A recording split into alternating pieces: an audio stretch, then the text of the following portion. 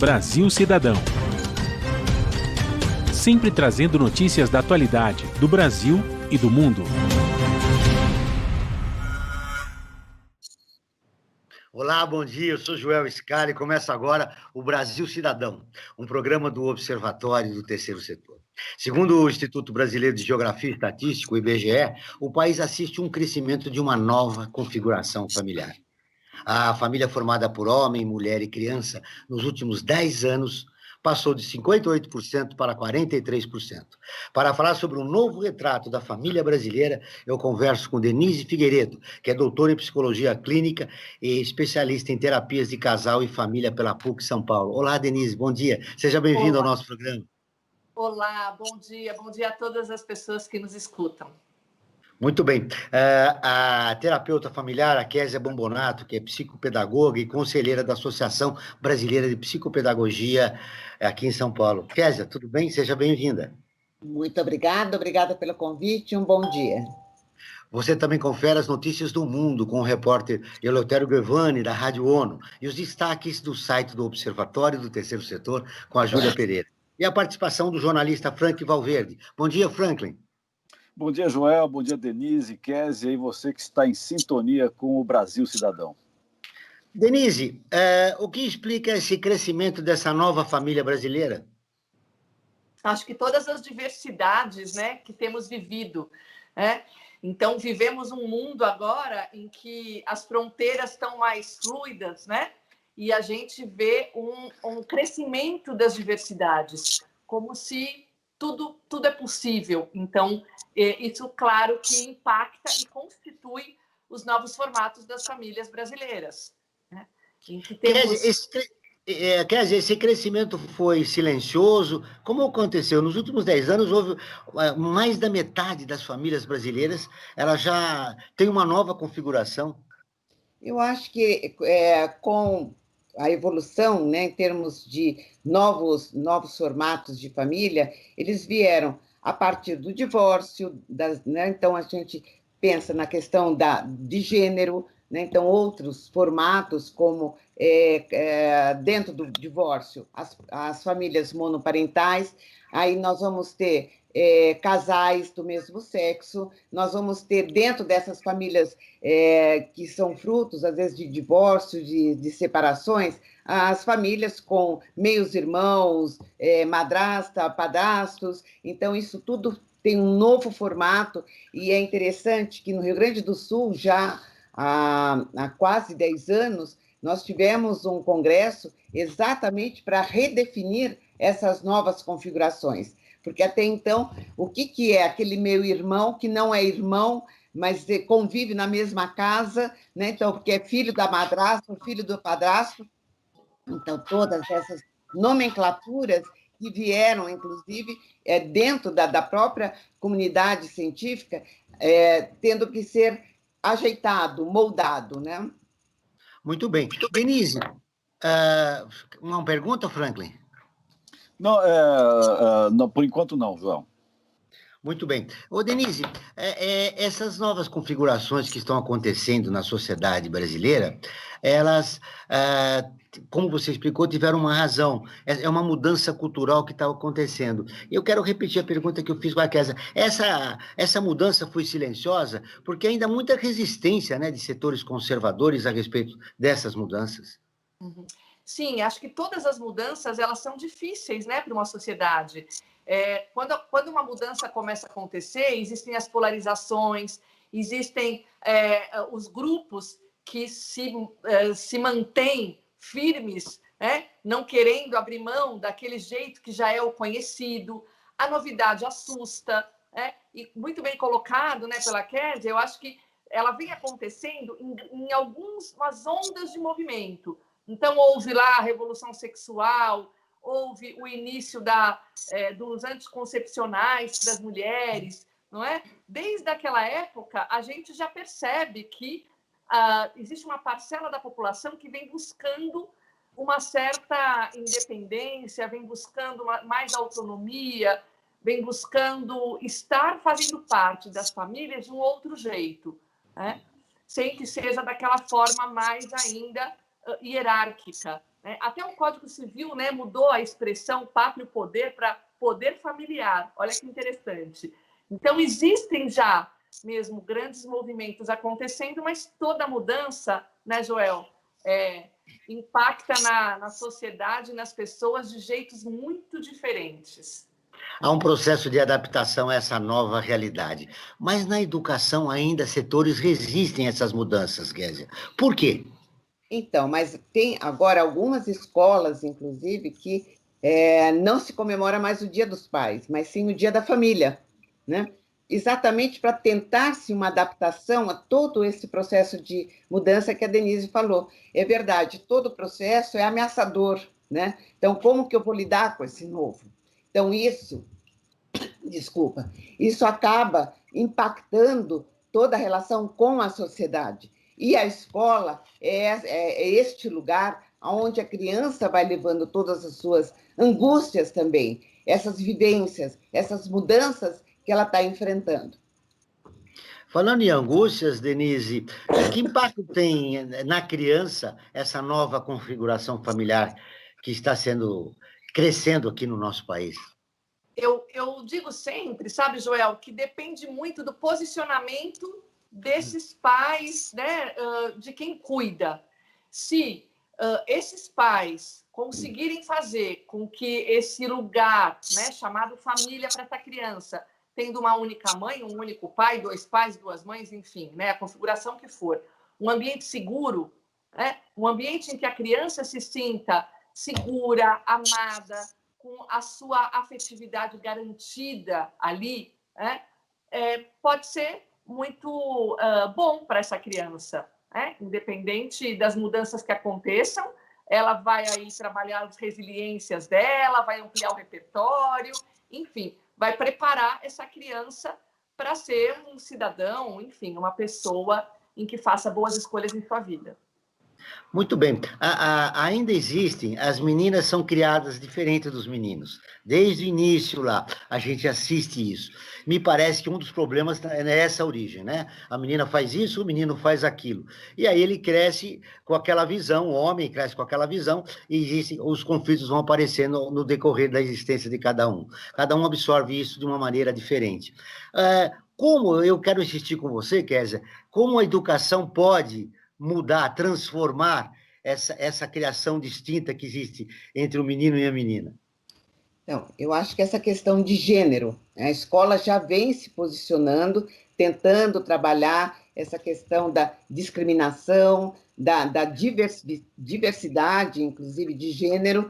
A gente vê hoje as crianças de 10, 11 anos, elas são muito menos preconceituosas. Hoje a gente vê nas escolas, inclusive, uma aceitabilidade do diferente, embora elas chegam em casa e ainda tem uma resistência. Então, o que a gente tem visto muito é quando as crianças levam esse posicionamento que a escola está tentando passar, ela vai se confrontar ainda muitas vezes com padrões mais conservadores e às vezes até resistências mesmo. Eu tenho casos dentro da escola em que as famílias, às vezes, não aceitam que as crianças frequentem casas onde não são, que não tenham aquele papel ainda da família tradicional. E aí existe, inclusive, um preconceito. Não vai, porque como é que você vai frequentar uma casa onde essa criança tem dois pais ou tem duas mães? Ou,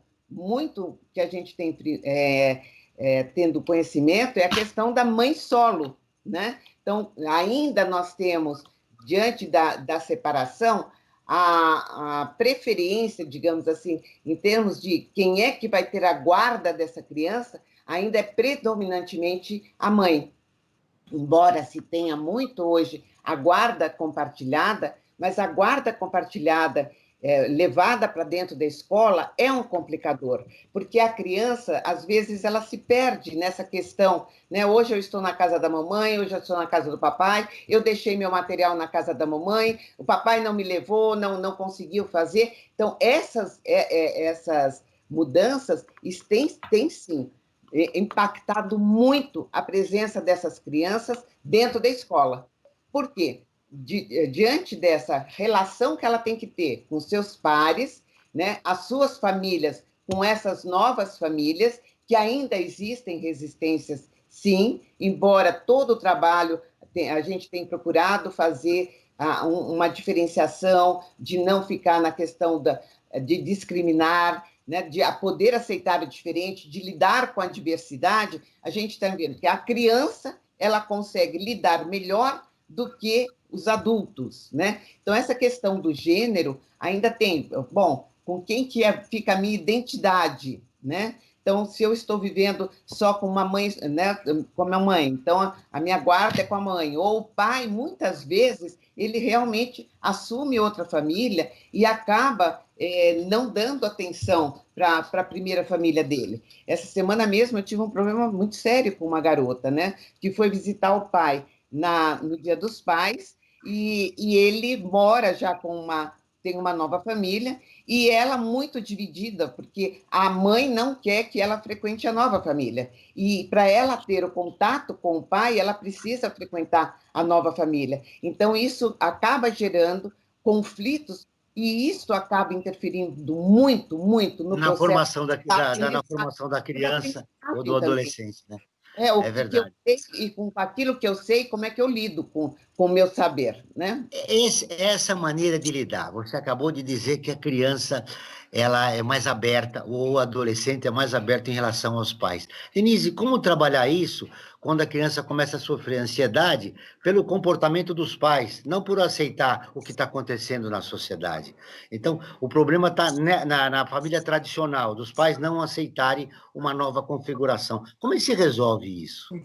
Eu acho que a coisa mais importante é orientação para esses pais, né? Ajudar esses pais a viverem, seja lá essa separação, essa nova configuração, de um jeito que não impacte de um jeito ruim nessa criança, né? Porque se os pais conseguem viver isso de uma forma mais tranquila, essa criança também vai ter menos ansiedade, ela vai conseguir talvez olhar para isso como um ganho e não como uma perda. Papai e mamãe se separaram, agora eu tenho 2 casas, 2 organizações, mas eles são amigos, eles se conversam, enfim, né? Então, ela pode também se sentir como um ganho. Então, tudo depende de como esses pais vão administrar essas diferentes configurações. E depende de como foi a separação do casal também, né? Isso é muito Não importante. deixar a criança depositária, né, Denise? Porque muitas vezes a criança fica depositária das mágoas que esse casal levou, né? Sim. Muito bem, agora nós vamos... sério, porque é o que eu sempre falo, né? Um casal tem a chance, claro, de se separar e de se reconciliar com outras pessoas, fazer novas famílias, né? Mas é importante eles terem claro que eles não vão se separar desse filho. Existe ex-mulher, ex-marido, mas não existe ex-filho, né? Então, a corresponsabilidade afetiva em relação a essa criança, esse jovem, esse filho, é fundamental. E esse casal precisa se alinhar, né? Como é que eles vão estabelecer isso juntos? Essa é uma missão que é feita conjuntamente. Se ela for feita separadamente, essa criança vai sofrer. Muito bem, nós agora vamos ouvir as notícias de destaque do mundo com o repórter Eleutério Governo, direto de Nova York. A matéria de hoje é sobre a recuperação do Líbano e o apelo que as autoridades locais fazem pedindo ao mundo que ajude a reconstrução do país. Vamos ouvir a matéria. A subsecretária-geral das Nações Unidas, Amina Mohamed, disse este domingo na conferência virtual Doadores, organizada para ajudar o Líbano, que é preciso que todos se empenhem para que o país supere e se recupere melhor da tragédia. O evento internacional foi convocado pela organização e pelo presidente francês Emmanuel Macron.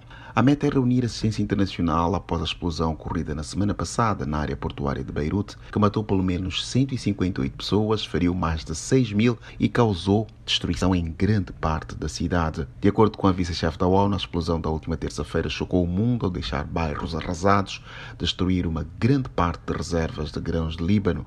Entre as infraestruturas danificadas estão 6 hospitais. Centenas de milhares de pessoas ficaram desabrigadas, a maioria crianças. Desde a explosão, o sistema da ONU fornece suprimentos médicos, kits de abrigo e alimentos, além de ajudar famílias separadas pelo incidente. Agências de notícias revelaram que entre os primeiros países a prometer ajuda financeira ao Líbano estão Catar com 50 milhões de dólares, França com 58,9, Alemanha com 20 milhões. Já a Comissão Europeia anunciou ajuda de cerca de 74,2 milhões de dólares. Da ONU News em Nova York, Eleutério Guevara. Franklin, além da pandemia que assola o mundo, o Líbano com mais de 300 mil desabrigados. É verdade, você vê, o país já vivia uma série de problemas lá internos deles, que não é coisa recente, já vem um certo tempo, já é uma briga meio histórica entre eles, aí tem essa explosão, né? Foi uma pequena hecatombe, né? Foi quase como se fosse uma pequena bomba nuclear, que as cenas são impressionantes, não sei se vocês viram, mas as cenas da explosão daquele armazém lá foi uma coisa assim assustadora. E agora, claro, o Líbano é jogado nessa situação. Além da destruição material que teve, também consumiu nessa explosão parte dos seus alimentos, né? É uma situação extremamente dramática do povo libanês. Inclusive, o Brasil está planejando enviar uma comitiva para lá para ajuda, né? Está até sendo dito que o representante brasileiro, o chefe dessa delegação, será o ex-presidente Michel Temer, uma notícia que saiu agora recentemente. E eu queria colocar um dado aqui, Joel, para a discussão da Denise e da Késia, né? Na semana passada, no portal UOL, na coluna da Nina Lemos, saiu a seguinte informação, que 20 milhões de mulheres no Brasil são mães solteiras, tá?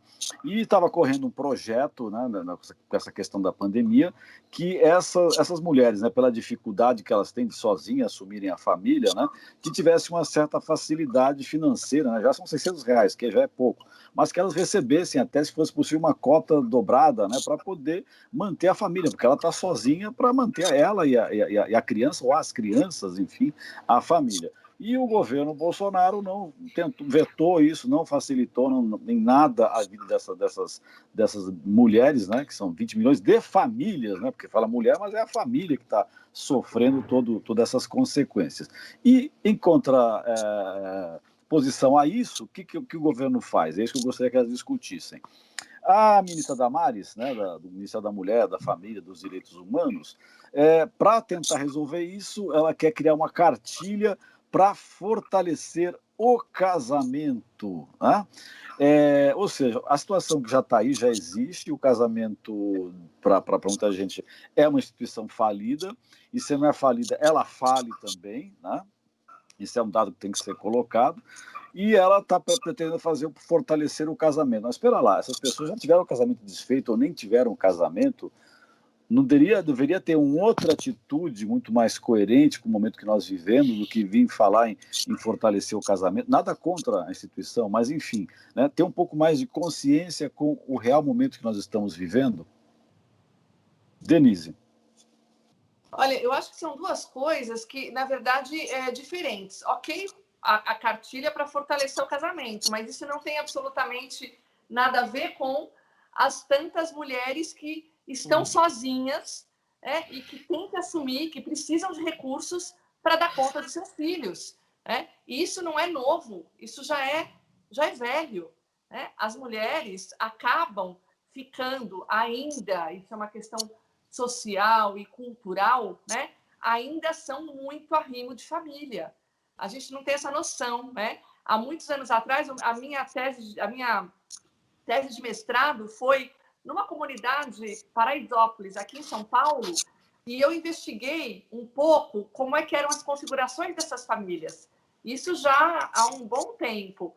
As configurações já eram mães que cuidavam dos seus filhos, com pais ou que estavam presos, ou que estavam fora, ou que já tinham formado novas famílias.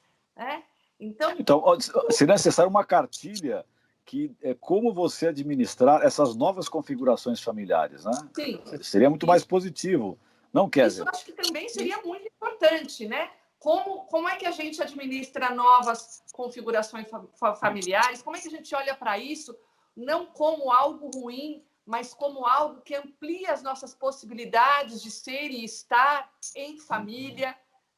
Como é que a gente pode ampliar isso também, olhando para essas novas configurações, para focar nas relações que são estabelecidas lá e não na hierarquia, né, como era focado antigamente. Então, hoje, né, a gente sabe que o mais importante dentro de uma família é a qualidade que se estabelece das relações, né? Não adianta também eu ter lá uma família que parece que tem o pai, a mãe e os filhinhos e a qualidade ruim nas relações, relações abusivas, relações de violência, relações de ausência, né? Então, a verdade é, vamos olhar para a relação, para a qualidade que se constituem as novas relações que vão ser estabelecidas. Eu não sei o que a Cris acha. Então, mesmo nos casos em que, às vezes, o pai está em casa, acabam tendo uma sobrecarga para esta mulher, né? Porque ela vai, ela trabalha, ela tem que dar conta. Então, eu acho que, assim, se a gente pensar em cartilha, eu falei, tudo bem, fortalecer casamento, isso é ótimo, né? Se vale em termos de se estabelecer, aí quem optou pelo casamento, que saiba viver casados, né? Perfeito. Agora, nós temos que fortalecer essa mãe solo, né? Que essa coisa da mãe solteira, a gente já nem usa mais essa nomenclatura, né? A gente fala mais a mãe solo, porque nós temos essa mãe que está ali muitas vezes, mesmo assim, a gente pensar, isso independe da classe. Eu vejo a briga, por exemplo, de questão de pais, né? Por causa de pensão, que às vezes nem a pensão esse pai, embora a gente saiba que tem prisão, tudo para quem não dá pensão, mas às vezes essa mãe acaba arcando até com essa responsabilidade, porque para poupar essa criança de não colocar esse pai na cadeia, né? Porque não paga. Então, ela acaba não denunciando, ela acaba renegociando essa pensão. E aí ela vai para o mercado de trabalho, ela precisa dessa ajuda, e aí essa questão mesmo, para ela tem que manter a casa, ela tem que manter os filhos, ela tem que trabalhar. Então, essa questão da sobrecarga da mulher é muito grande ainda, né? Porque é isso que eu falei lá no início, a guarda, muitas das vezes, em grande porcentagem, acaba ficando com a mãe. E ela não tem, muitas vezes, uma rede de apoio com quem contar. Às vezes ela vai e precisa levar a criança, como aconteceu aquele episódio lá no Recife, né? Ela precisa levar a criança para o trabalho, porque não tem com quem deixar a criança, né? E aí, essa relação da funcionalidade desta mulher e as funções da paternidade, que também devem ser trabalhadas, porque esse pai tem uma função e muitas vezes ele acaba se omitindo disso e uma sobrecarga muito grande para a mulher. Eu quero repercutir com vocês, Denise, essa pergunta que o Frank fez a respeito da cartilha. A cartilha, o governo quer negar a diversidade que existe no país. Que consequências tem isso, quando um governo só se preocupa com um segmento da população brasileira? Eu acho que talvez, né, esteja partindo da ideia de que a diversidade ela é ruim, né? E a diversidade bem trabalhada é algo que amplia repertório para a população, é algo que traz força para a população, é algo que cria cidadãos mais preparados para o mundo. Então, se a gente olhar para isso, né, olhar para a diversidade não como algo ruim ou desigual, né, mas como diferença. E o diferente amplia chances para as pessoas, né? Então, acho que é uma coisa importante. Concordo com a Kísia, né? Ok, não tem problema fazer a cartilha, desde que, né, não se feche os olhos para os novos arranjos, né? E esses novos arranjos... A educação está dando uma nova resposta a essa realidade de uma nova configuração familiar. Isso facilita que a criança e o adolescente façam escolhas diferentes, sexuais diferentes, do que faziam, digamos, há 2 ou 1 década atrás. Como a família a família tradicional tem encarado esse novo olhar dos adolescentes a respeito das suas escolhas pessoais? Com muito medo, Joel.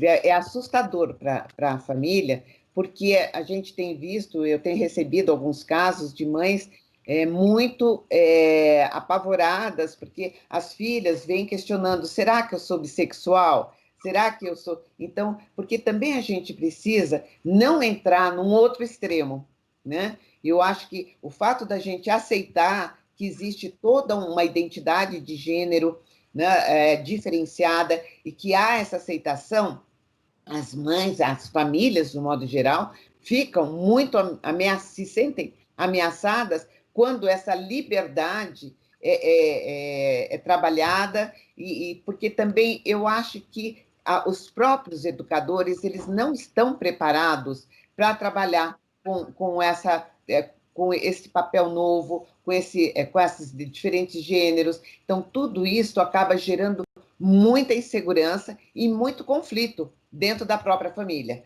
quer seja essa família monoparental, quer seja ela diferentes configurações. Por quê? Porque esses pais, eles não passaram por isso. Então, eles também não sabem como lidar. As escolas também têm uma pressão muito grande da família, né? Então, você pega a escola particular, que ela depende da família, que está ali como sendo seu cliente. Então, qual é o pedido dessa família? Como é que ela responde às expectativas dessa família? Então, nós estamos vivendo um momento, sim, de muitas mudanças, e como a Denise falou, tudo que é mudança é ameaçador, é o novo, é o desconhecido. Então, esses pais e esses professores vieram de uma geração em que eles não aprenderam a lidar com isso. Então, tudo isso tem que passar também, primeiro, por este adulto que tem que fazer dentro dele um processo de reconhecimento e de aprendizagem, para poder trabalhar com essa liberdade, porque ele não é livre ainda para trabalhar com isso, porque ele tem Muito bem. muita dificuldade. Interessante que você falou, Késia. Denise, eu quero repercutir com você. Os educadores não estão conscientes dessa nova realidade, não estão capacitados para lidar com esse novo adolescente na era digital? Eu acho que estão tentando, não é? Mas é como a Késia falou muito bem, eu atendo muitos jovens aqui no consultório, né? E eu digo para eles, olha, vocês precisam também serem muito generosos com seus pais, né? Porque vocês carregam o novo. Vocês, quando vocês saem de casa, vocês têm espaços de reflexão com os amigos, de troca, e que os pais de vocês não têm. Então, quando vocês trouxerem o novo para dentro de casa, né, vamos trazer com carinho, com generosidade, né, para também dar tempo para os pais de vocês, né, que são os educadores dentro dessa família, também conseguirem trilhar essa nova jornada, né? Porque é uma jornada, como falou muito bem a Késia, é difícil, né? São pessoas que não tiveram tempo para essa novidade, para esse novo. Não vivenciaram isso, né, Denise? Não vivenciaram, então, claro. É muito postiço para eles, e vem de fora para dentro, né? Porque não tem essa vivência, né? Vamos falar na perspectiva dos jovens, Denise e Késia. Olha, o jovem vê o seguinte, eu não tenho compreensão em casa pela escolha sexual que eu fiz. O professor não me compreende, ou seja, o jovem de hoje é um eterno solitário. Ele vai procurar apoio entre seus pares, né? Que a gente tem visto. Né? Isso aqui. Só apoio de outros jovens, mas como ele não encontra eco nem na família, nem na escola, nem no educador, ele só encontra com seus pares. E por isso que se forma um trio. Mas isso não é uma questão. Mas isso não é uma questão já meio geracional de várias gerações. Se a gente for voltar para a nossa, sei lá uns 40 anos atrás, não era muito diferente também, não. Você tinha os conflitos familiares, né? Na época, sei lá, no caso específico para aquela época, de 40 anos atrás, eram muito mais os conflitos políticos, digamos, pela situação que o país vivia na época de ditadura, e os jovens não encontravam apoio também nem na família e nem na escola também, né? Acho que, de uma certa forma, essas duas instituições, tanto família como escola, elas continuam atrasadas com relação às inovações das novas gerações, né? É um problema que se repete, ou não? Ou se agravou agora? O Fran colocou um aspecto interessante que eu vou repercutir com vocês duas, as nossas duas convidadas, a Denise Figueiredo, que é doutora em psicologia clínica, especialista em terapia de casal, e a Késia Bombonato, que também é terapeuta familiar e psicopedagogo e conselheiro da Associação Brasileira de Psicopedagogia. Hoje nós temos uma ferramenta nova na era digital, que é a internet. Então, todos os problemas dos jovens são colocados ali. Ou seja, antigamente, há 30, 40 anos, como o Flan colocou, a coisa ficava no âmbito familiar, o ambiente da sociedade era conservador. Hoje, a internet explicita tudo, né? Nós temos essa ferramenta também que o jovem discute seus problemas lá. Os problemas da sociedade são falados diariamente a respeito disso, né? O conservadorismo, a incompreensão de pais, da escola, dos professores, enfim. E aí a gente corre Denise. o risco, né? Onde que eles estão indo buscar essa orientação? Porque a internet é um mundo aberto e tem de tudo na internet, também tem isso, né? Então, os pais não estão preparados para poder dar essa orientação e eu acho que mais ainda, para poder aceitar, porque existe, quando a gente trabalha com famílias que têm alguma questão da sexualidade com os filhos, é um sofrimento muito grande. Porque eles são, não, eu sou aberto, mas desde que não seja com meu filho, né? Então, eu acho que essa questão passa pela falta de aceitabilidade ainda das famílias e por não conhecer mesmo, porque, como você falou, hoje a internet está aí, é verdade, mas o que é que se vê na internet também? Nem tudo que está na internet é confiável. Então, entre os pares que eu estava falando, eles têm a questão da aceitabilidade e não da orientação, porque estão todos ali ainda em formação, no processo de formação.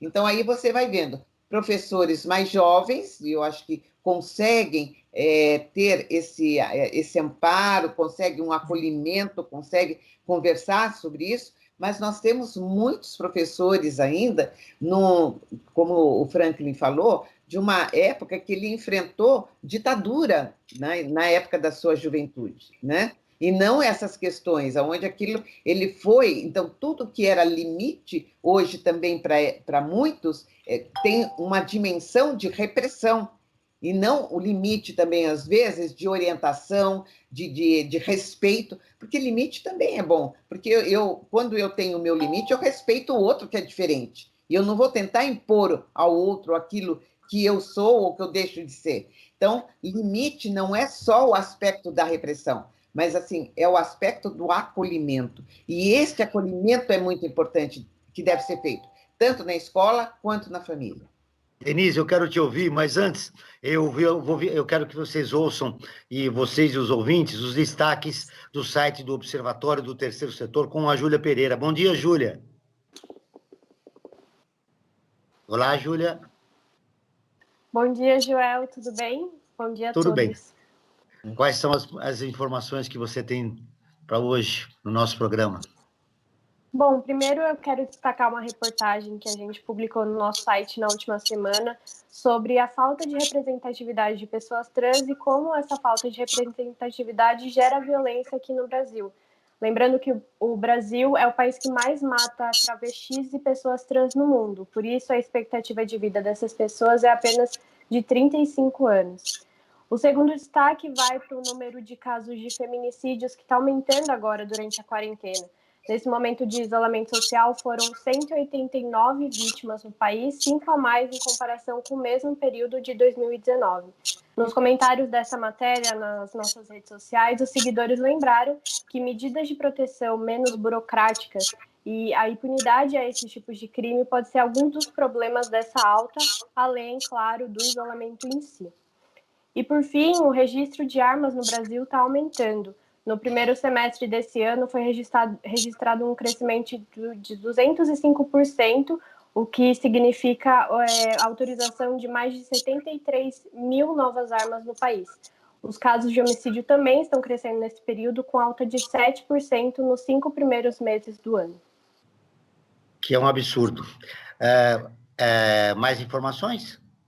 Eu quero deixar uma questão agora para as nossas convidadas, para aproveitar o tema do programa sobre família e representatividade também. Algumas semanas, o Tami Miranda, ator transexual, foi contratado para fazer uma publicidade da Natura para o Dia dos Pais, e muitas pessoas responderam com comentários transfóbicos, dizendo que ele não poderia ser considerado pai por ser transexual. Então, eu queria perguntar qual que é o papel da maternidade e da paternidade nesses casos, se as pessoas que fazem esses comentários só consideram a biologia ou alguma coisa desse tipo, com esse preconceito, e acabam esquecendo dos valores da família, do amor, que é maior do que essas questões biológicas. E também para os nossos ouvintes acompanharem as outras notícias, também nas nossas redes sociais, no facebook.com/Observatório 3 Setor e no Instagram também, Observatório 3 Setor. Muito bem, tá aí as informações da Júlia Pereira, que volta na próxima semana. Obrigado, Júlia. Que pergunta interessante a Júlia deixou para as nossas duas convidadas. O que vocês acham? Nós somos um país violento, cresceu a venda de armas e preconceituoso. Os travestis e os trans vivem no máximo até 35 anos. Mas essa pergunta da Tami, eu quero começar com você, Denise. Eu acho que é interessantíssimo o que a Júlia trouxe, porque ela trouxe mesmo como o nosso país ele vive das polaridades, né? Uma campanha de uma marca renomada, trazendo essa abertura para o novo, para o diferente, enfim, e que traz toda essa polêmica, e, ao mesmo tempo, num país ainda com tanta dificuldade para encarar a diversidade como possibilidade, como oportunidade, como algo que possa ter um valor positivo na formação das pessoas, né? Então, eu acho que ela trouxe aí, nessas duas questões aí, o quanto o nosso país ainda é um país polarizado, né? Com força... E preconceituoso, né? Preconceituoso, sim. O diferente, é isso que a gente está falando aqui o tempo todo, né? A Kézia está trazendo muito bem na fala dela e vocês também. O diferente é ameaçador, o diferente desestabiliza, o diferente coloca em xeque até os valores aprendidos anteriormente. O diferente coloca em xeque as possibilidades de afeto. Então, é muito difícil mesmo, né? O diferente traz esse desconforto, né? Acho que a gente precisa treinar as pessoas para essa escuta mais acolhedora, como trouxe a Kézia, né? Escutas acolhedoras, eu sempre falo, escutem seus filhos, escutem seus pais, né? Não tenham medo de fazer perguntas. A gente tem que partir daquilo que a gente conhece. Então, para conhecer, você precisa perguntar, né? Você precisa querer saber. Não adianta você querer mostrar o teu mundo para o outro. Você precisa conhecer o mundo do outro, né? Para depois, então, isso virar empatia, virar acolhimento, virar outras coisas, né? E a forma como isso é feito, né, Denise? Porque a questão da assertividade é importante. Onde eu não vou pesar minha mão, quando eu não vou também fazer nem de um lado e nem de outro, uma coisa muito explicitada que choca muito o outro. Então, para eu poder introduzir uma mudança, eu tenho que ter a delicadeza até, né, no colocar as coisas, porque muitas vezes eu querendo mostrar, eu mostro de uma forma tão agressiva que rejeita mais ainda, né? Então, se a gente pensar na questão da Tami Miranda, né? Talvez a Natura pudesse ter feito de uma forma, pegar algum casal que tem criança de homossexuais, de pais, né? Que estão ali, porque a grande questão não é a questão da Tami ser homem ou mulher, que também foi questionado, mas porque também não é pai, né? Então, eu acho que essa questão tem que ser colocada de uma forma mais delicada e não que seja tão abrupta para gerar mais ainda a polarização. Então, a polarização que a Denise tem trazido é muito importante a gente olhar isso, porque não é nem aqui e nem lá. A gente tem que chegar numa sabedoria, numa assertividade, que essa diversidade possa ser incorporada e possa ir mostrando a necessidade de se mudar, mas não eu me colocando assim, imprimindo de uma forma que provoque ainda mais rejeição, né? O caso da Tami também revelou algo desta família moderna que aceitou as transformações, mas, por exemplo, não discute sexualidade, não fala de sexo com seus filhos.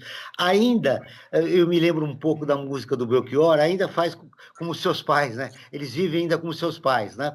Ou seja, traz alguns tabus das gerações anteriores. Como mudar isso, gente? Como mudar essa visão claro, se apropriar desse futuro, né, desse momento que nós estamos vivendo, de grandes transformações no mundo? Eu acho que criar espaços de conversa com esses filhos e que esses pais também se coloquem muito nesse lugar de perguntadores e não de trazer já coisa pronta. Ó, é esse o modelo aqui, você tem que se encaixar aqui. Isso não vai conseguir. Não consegue mais, né? Ninguém se encaixa no modelo pronto. Os modelos estão sendo redesenhados e cada família vai ter o seu modelo. Então, pais, não se sintam ameaçados, sentem, conversem, estabeleçam um tempo durante, né, essa família para fazer perguntas para os seus filhos, né? Porque acho que a partir da pergunta eu me aproximo do outro. Como é que é? E o que você tem falado com seus amigos? E como é que é na casa do fulano e do ciclano? Sem medo da resposta. Muitas vezes a gente fica com medo do que o outro vai responder. E aí a gente É verdade. E você A Denise está falando uma coisa interessante que eu queria repercutir com você. Esse medo do que os pais têm atualmente é o medo a gente guarda um pouco daquela questão da autoridade. Eu sou pai, né? Quando o pai hoje precisa de uma nova mentalidade, ele tem que ser um facilitador na vida da criança e do adolescente. Como ultrapassar esse desafio? Já que eu venho com aquela formação de antigo, que eu sou autoridade, eu tenho que dizer isso, eu tenho que dizer sim, não, enquanto o lado facilitador vai se perdendo com o tempo.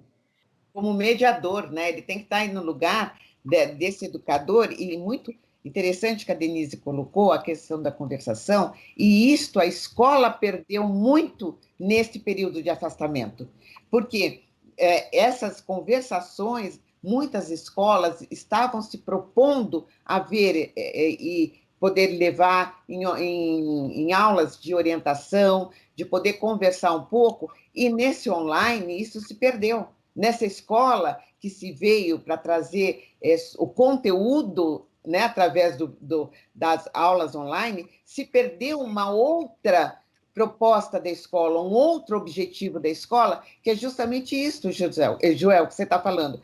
Porque esta conversa, este papel do pai ou dos pais, né, vamos falar de um modo geral, de não, eu sou o pai e você me obedece, mas a criança também não está mais aceitando isso. Ela quer argumentar, ela quer se colocar. Então, isso a própria, principalmente o adolescente, né? Ele já não aceita, é assim porque eu quero que seja assim.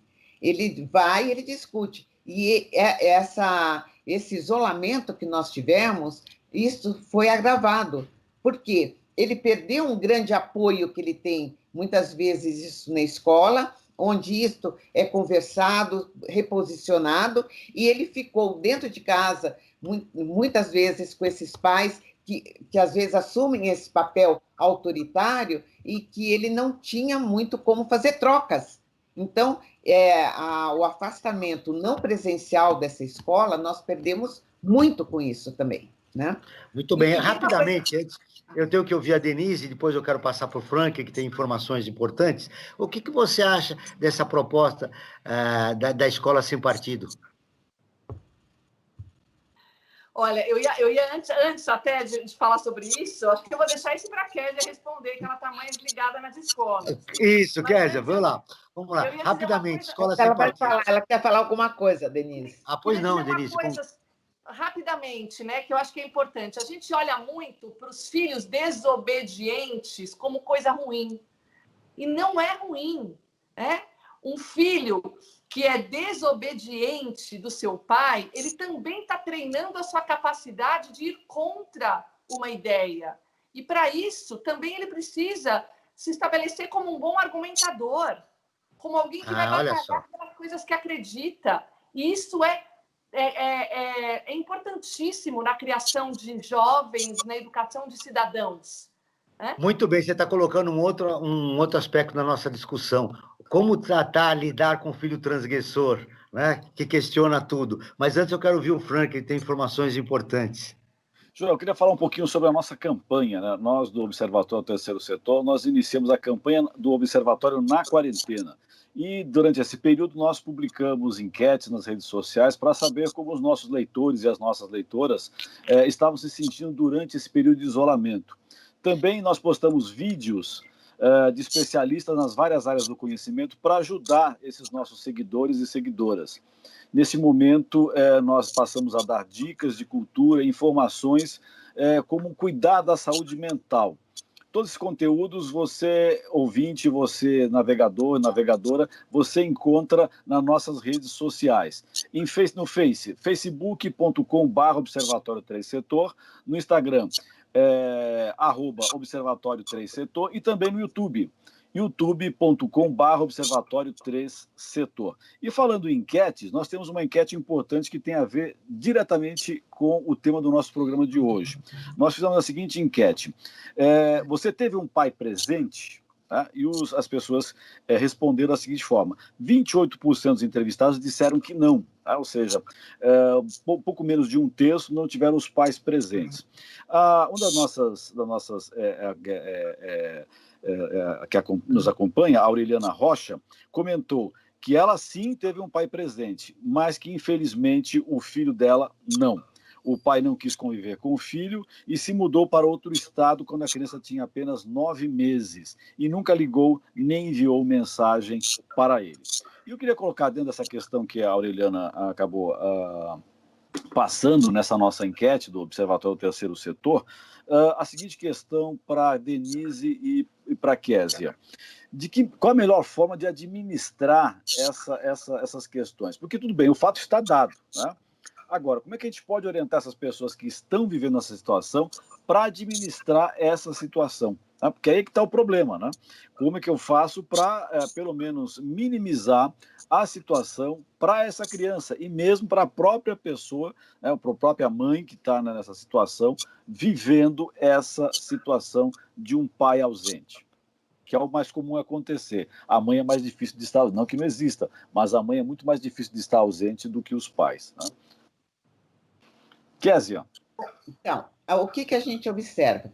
Realmente, isto é mais frequente do que a gente gostaria que fosse, né? O pai vai constituir uma nova família ou muda e não assume em todos os sentidos, às vezes não dá um telefonema, não está junto, não acompanha a educação e realmente ele é uma pessoa ausente. Essa criança, ela vai, de fato, ter que elaborar essa ausência, ela acaba transferindo esse papel, às vezes, para a mãe, que faz papel de mãe e pai, né? Muitas vezes, esta mulher busca na família nuclear dela alguém que possa estar, o avô, preenchendo esse papel dessa figura, né, do pai, né? E muitas vezes a escola ela vai preenchendo isto, assim, como que ela vai lidar com esses pais que hoje, infelizmente, é muito mais frequente do que a gente pensa, e que esta mãe está, que eu já tinha falado, ela fica sobrecarregada no papel de pai e mãe, de orientar em todos os sentidos, de manter, e a escola, ela é uma instituição muito importante nesse suporte, de como orientar, de como trazer, de como estar fazendo com que essa mãe não se sinta culpada, porque muitas vezes essa mãe se sente culpada de não dar este pai ou essa figura de pai para essa criança, e ela acaba também entrando para ela num problema mais sério, porque a culpa não vai ajudar. E ela entra no papel, às vezes, muito mais permissiva, ou às vezes ela, com medo dela perder o controle, ela é extremamente repressora. Então, esta mãe, ela precisa ser acolhida, ela precisa ser orientada de como ela vai lidar com essa sobrecarga de funções na relação dela com esse filho. Ô, Denise, eu quero te ouvir sobre a ausência paterna, mas também que você responda o que é família nuclear, que a Kézia falou agora. Que a Kézia trouxe também, né? Que nós, né, que somos terapeutas de casal e família, a gente, quando estuda a família, a gente tem essas denominações. Então, a família, por exemplo, família de origem, é a família que você veio, seu pai, a sua mãe, depois você foi lá e casou, escolheu um parceiro, uma parceira afetiva sexual, né? É a sua família nuclear, que você foi lá, escolheu e teve seus filhos. A família estendida são os tios, os avós, as famílias mais distantes. Então, a gente tem essas nomenclaturas, né? Família de origem, família nuclear, família estendida. Não sei se ficou claro, Joel. Mas ficou. Agora eu quero saber, e a ausência paterna? Que é a pergunta original do Franklin. Super importante o Franklin trazendo isso. A gente tem falado muito, agora, ainda mais agora em termos de pandemia, né? Que isso ficou mais fortalecida, a ideia de carga mental, que é um termo que está sendo muito utilizado em relação ao quanto as mulheres estão sobrecarregadas, né? Sendo mulheres em que têm que cuidar das suas casas, que têm parceiros ou não, enfim, tudo acaba ficando muito protagonizado aí, né? Pelos cuidados da mulher. Então, a gente tem usado muito esse termo. Como as mulheres estão sendo afetadas por essa questão, carga mental, tudo voltado para ela, e é difícil mesmo. E aí eu sempre digo, peçam ajuda. Ela exerce vários papéis, né? Ela é mãe, pai, porque ela é responsável pela família. Não, e ela é aquela que vai cuidar da rotina, de tudo, né? Do almoço, da janta, do café da manhã, do pagamento de quem cuida, enfim, de tudo. Muito bem. Pedir ajuda. Conclui, por favor, que eu só tenho mais 5 minutos, eu tenho umas 2 ou 3 perguntas para vocês. A nossa conversa realmente passou o tempo rápido, a gente nem percebeu. Kézia, eu quero rapidamente a opinião sua sobre escola sem partido. Rapidamente, me fala. Não, escola sem partido, ela vem com uma deturpação de conceito, né? Eu acho que as escolas elas deveriam ser neutras em tudo, na religião, na política, mas trabalhar a conscientização, né? Então, eu acho que o aluno ele tem que estar consciente do papel dele, tanto na política quanto nos aspectos da religião, da família, e a família ela é parceira nesse processo. Então, eu não consigo separar o papel da escola e o papel da família se não houver uma parceria. Quanto mais a família estiver sendo parceira nesse processo, maior o lucro dessa criança.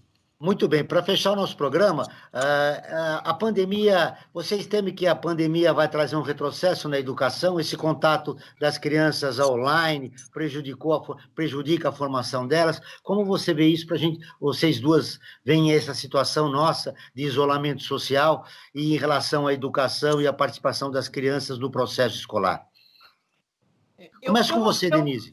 Eu não vejo o retrocesso, mas eu vejo que traz diferenças.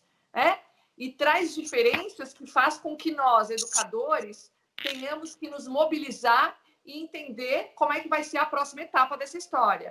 Como é que se reintegram essas crianças às escolas, né? Como é que ficam as relações, esses espaços. Então, eu não vejo como retrocesso, mas eu vejo, sim, como diferente. E aí vai ter um momento diferente.